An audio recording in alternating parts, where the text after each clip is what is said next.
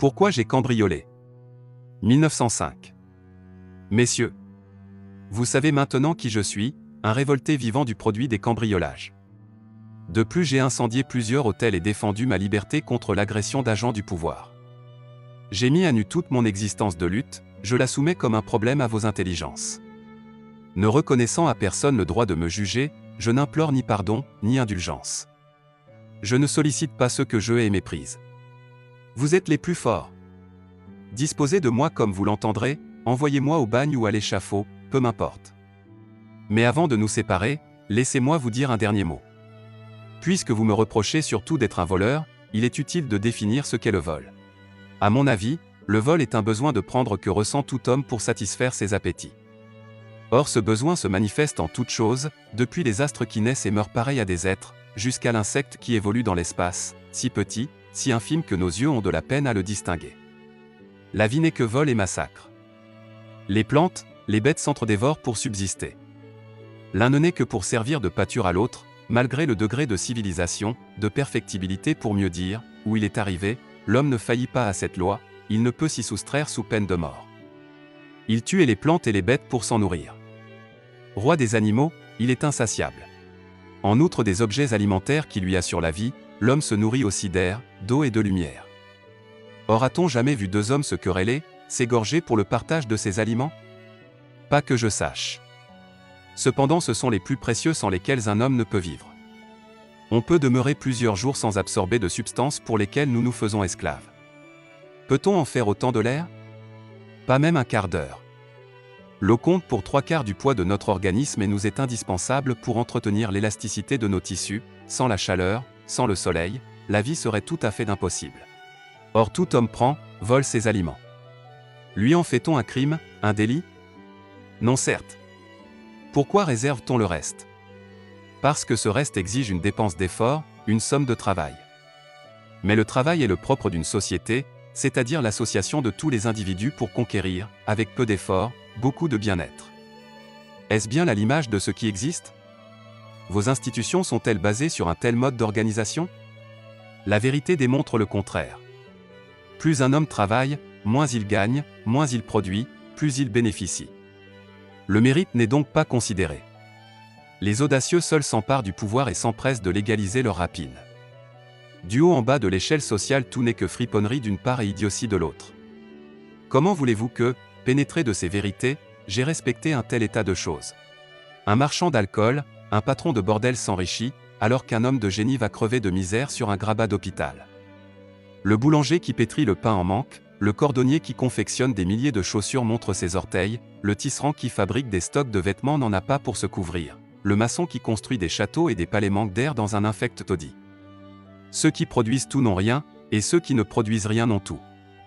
Un tel état de choses ne peut que produire l'antagonisme entre les classes laborieuses et la classe possédante, c'est-à-dire fainéante. La lutte surgit et la haine porte ses coups. Vous appelez un homme, voleur et bandit, vous appliquez contre lui les rigueurs de la loi sans vous demander s'il pouvait être autre chose. A-t-on jamais vu un rentier se faire cambrioleur? J'avoue ne pas en connaître. Mais moi qui ne suis ni rentier ni propriétaire, qui ne suis qu'un homme ne possédant que ses bras et son cerveau pour assurer sa conservation, il m'a fallu tenir une autre conduite. La société ne m'accordait que 3 moyens d'existence, le travail, la mendicité, le vol. Le travail, loin de me répugner, me plaît, l'homme ne peut même pas se passer de travailler, ses muscles, son cerveau possède une somme d'énergie à dépenser. Ce qui m'a répugné, c'est de suer sang et eau pour l'aumône d'un salaire, c'est de créer des richesses dont j'aurais été frustré. En un mot, il m'a répugné de me livrer à la prostitution du travail. La mendicité c'est l'avilissement, la négation de toute dignité.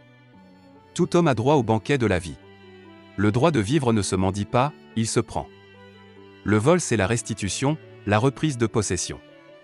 Plutôt que d'être cloîtré dans une usine, comme dans un bagne, plutôt que mendier ce à quoi j'avais droit, j'ai préféré m'insurger et combattre pied à pied mes ennemis en faisant la guerre aux riches, en attaquant leurs biens. Certes, je conçois que vous auriez préféré que je me soumette à vos lois, qu'ouvrier docile et avachi j'eusse créé des richesses en échange d'un salaire dérisoire et, lorsque le corps usé et le cerveau abêti, je m'en fusse crevé au coin d'une rue. Alors vous ne m'appelleriez pas bandit cynique, mais honnête ouvrier. Usant de la flatterie, vous m'auriez même accordé la médaille du travail. Les prêtres promettent un paradis à leurs dupes, vous êtes moins abstrait, vous leur offrez un chiffon de papier. Je vous remercie beaucoup de tant de bonté, de tant de gratitude, messieurs.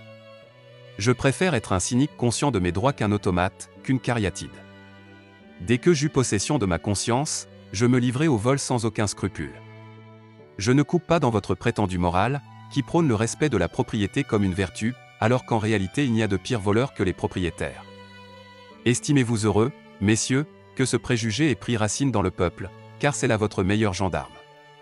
Connaissant l'impuissance de la loi, de la force pour mieux dire, vous en avez fait le plus solide de vos protecteurs. Mais prenez-y garde, tout n'a qu'un temps.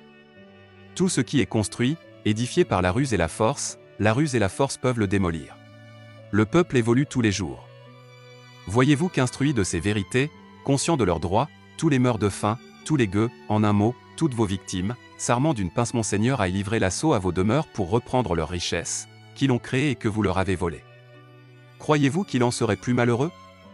J'ai l'idée du contraire. S'ils y réfléchissent bien, ils préféreraient courir tous les risques plutôt que de vous engraisser en gémissant dans la misère. La prison, le bagne, l'échafaud. Dira-t-on.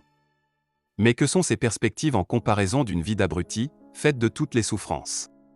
Le mineur qui dispute son pain aux entrailles de la terre, ne voyant jamais luire le soleil, peut périr d'un instant à l'autre, victime d'une explosion de grisou, le couvreur qui pérégrine sur les toitures peut faire une chute et se réduire en miettes, le marin connaît le jour de son départ, mais il ignore s'il reviendra au port.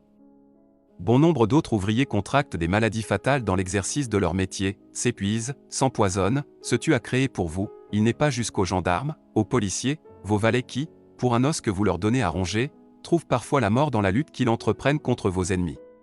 Entêtés dans votre égoïsme étroit, vous demeurez sceptique à l'égard de cette vision, n'est-ce pas? Le peuple a peur, semblez-vous dire. Nous le gouvernons par la crainte de la répression, s'il crie, nous le jetterons en prison, s'il bronche, nous le déporterons au bagne, s'il agit, nous le guillotinerons. Mauvais calcul, messieurs, croyez-moi. Les peines que vous infligerez ne sont pas un remède contre les actes de révolte. La répression, bien loin d'être un remède, voire un palliatif n'est qu'une aggravation du mal. Les mesures correctives ne peuvent que semer la haine et la vengeance. C'est un cycle fatal. Du reste, depuis que vous tranchez des têtes, depuis que vous peuplez les prisons et les bagnes, avez-vous empêché la haine de se manifester? Dites. Répondez. Les faits démontrent votre impuissance. Pour ma part, je savais pertinemment que ma conduite ne pouvait avoir pour moi d'autre issue que le bagne ou l'échafaud. Vous devez voir que ce n'est pas ce qui m'a empêché d'agir. Si je me suis livré au vol, ça n'a pas été une question de gain, de livres, mais une question de principe, de droit. J'ai préféré conserver ma liberté, mon indépendance, ma dignité d'homme, que me faire l'artisan de la fortune d'un maître. En termes plus crus, sans euphémisme, j'ai préféré être voleur que volé. Certes, moi aussi je réprouve le fait par lequel un homme s'empare violemment et avec ruse du fruit du labeur d'autrui. Mais c'est précisément pour cela que j'ai fait la guerre aux riches, voleurs du bien des pauvres. Moi aussi je voudrais vivre dans une société où le vol serait banni. Je n'approuve et n'ai usé du vol que comme moyen de révolte propre à combattre le plus inique de tous les vols, la propriété individuelle. Pour détruire un effet, il faut au préalable en détruire la cause. S'il y a vol, ce n'est que parce qu'il y a abondance d'une part et disette de l'autre, que parce que tout n'appartient qu'à quelques-uns. La lutte ne disparaîtra que lorsque les hommes mettront en commun leurs joies et leurs peines, leurs travaux et leurs richesses, que lorsque tout appartiendra à tous. Anarchiste révolutionnaire, j'ai fait ma révolution. Vienne l'anarchie. Alexandre Marius Jacob.